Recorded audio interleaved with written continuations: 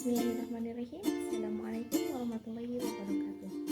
Perkenalkan, nama saya Alisa Febrianti, nomor induk mahasiswa saya 1921004. Di sini saya akan memaparkan materi mengenai pengembangan dan inovasi metode pembelajaran PAI.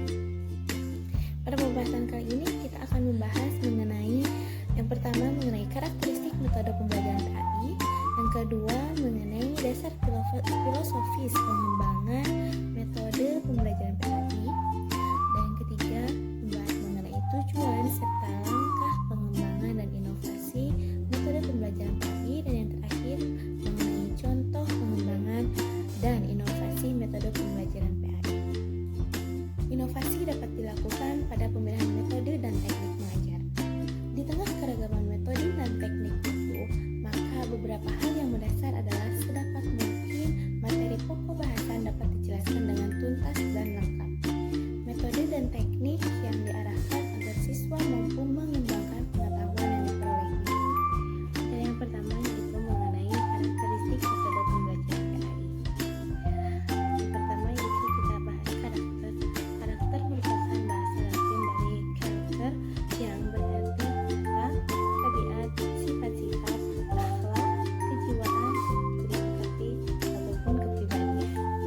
Sedangkan metode itu berasal dari bahasa Yunani yang berarti methodos, yang terbentuk dari kata meta dan hodos. Meta artinya menuju, mengikuti, ataupun sesudah, sedangkan hodos yang artinya jalan, cara, ataupun arah. Metode adalah suatu cara atau proses sistematis yang digunakan untuk melakukan suatu kegiatan agar tujuan yang diinginkan dapat tercapai. Sedangkan pembelajaran PAI adalah suatu proses yang bertujuan untuk membantu peserta didik dalam belajar agama Islam. Sekarang pengertian tentang metode pembelajaran PAI. Metode pembelajaran PAI adalah cara yang digunakan oleh guru untuk menyampaikan pembelajaran kepada pelajar. Adapun karakteristik dari metode pembelajaran PAI ini diantaranya yang pertama, keseluruhan proses penerapan metode pendidikan Islam mulai dari pembentukannya, kemudian menggunakannya sampai pada pengembangannya, tetapi didasarkan pada nilai-nilai asasi Islam sesuai dengan ajaran yang universal. Kemudian yang kedua yaitu proses pembentukan, penerapan dan pengembangan tetap tidak dipisahkan dengan konsep-konsep akhlak dan karimah sebagai tujuan tertinggi dari pendidikan Islam. Yang ketiga yaitu metode pendidikan Islam ini sifat luas dan fleksibel, dalam artian senantiasa membuka diri dan pendapat untuk menerima perubahan sesuai dengan situasi dan kondisi yang melingkupi proses pendidikan Islam tersebut, baik dari segi peserta didik, pengajar maupun materi pelajarannya. Materi yang kedua yaitu mengenai dasar filosofis pengembangan dan inovasi metode pembelajaran PAI. Filsafat berasal dari kata Yunani kuno, yaitu dari kata philos dan sophia.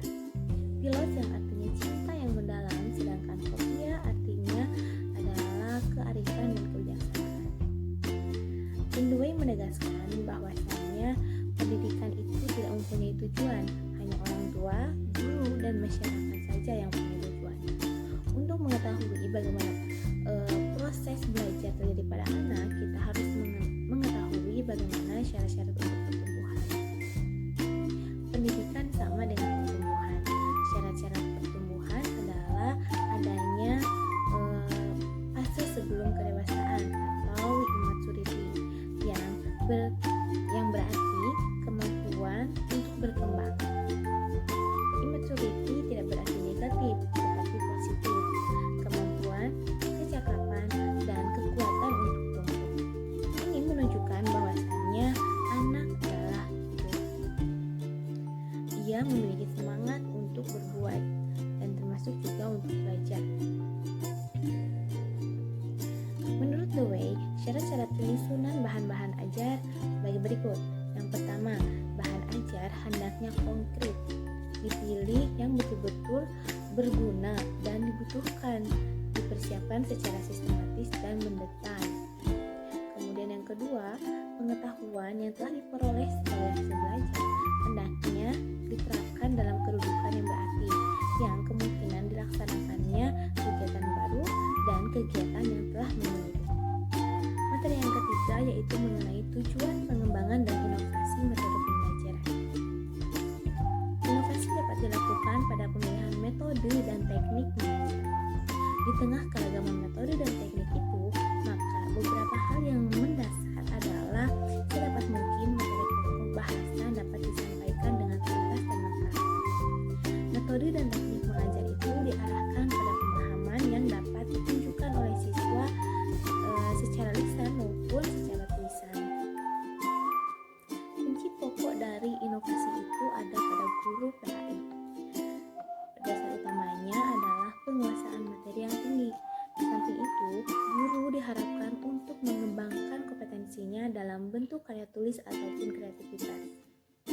Nah, kemudian adapun tujuan pengembangan dan inovasi metode pembelajaran PAI yaitu perbaikan, peningkatan kualitas pendidikan, serta sebagai alat atau cara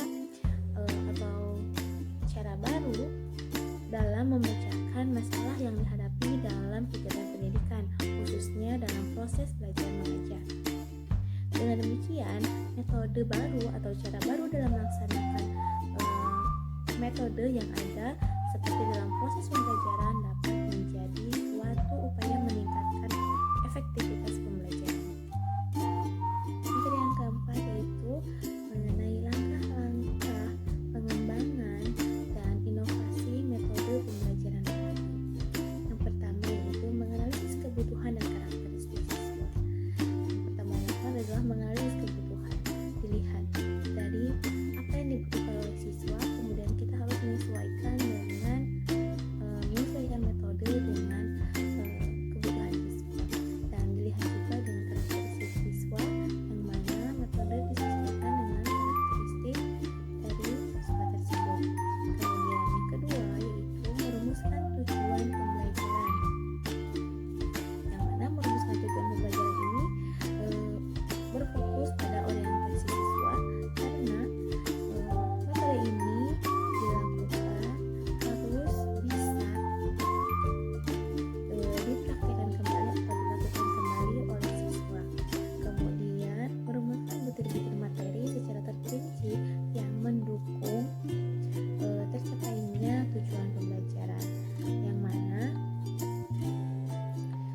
ini dilihat dari kemampuan atau keterampilan yang dijelaskan dalam tujuan khusus pembelajaran guna mencapai tujuan pembelajaran yang baik. Yang ketiga yaitu mengembangkan instrumen pengukuran. Mengembangkan instrumen pengukuran ini seperti halnya menggunakan tes, pengamatan, dan penugasan. Dalam melakukan pengembangan instrumen pengukuran dengan tes, misalnya bisa dilakukan dengan tes tulis untuk melihat kemampuan pengetahuan siswa, dan bisa dilakukan dengan tes lisan. Kemudian yang keempat yaitu mengadakan tes atau uji coba dan revisi. Tes, uji coba, dan revisi ini adalah kegiatan untuk mengetahui tingkat efektivitas dan kesesuaian metode yang dirancang dengan tujuan yang diharapkan dari metode tersebut. Nah, yang terakhir yaitu mengenai contoh-contoh hasil pengembangan dan inovasi metode pembelajaran PAI dalam pendidikan era Society 5.0. Yang pertama ada metode pembelajaran sebelum pandemi.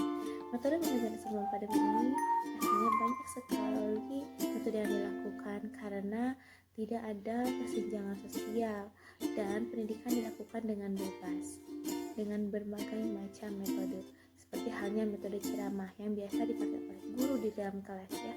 Kemudian metode tanya jawab. Metode tanya jawab yang dilakukan antar stimulus respon antara guru dan siswa di dalam kelas ketika pembelajaran.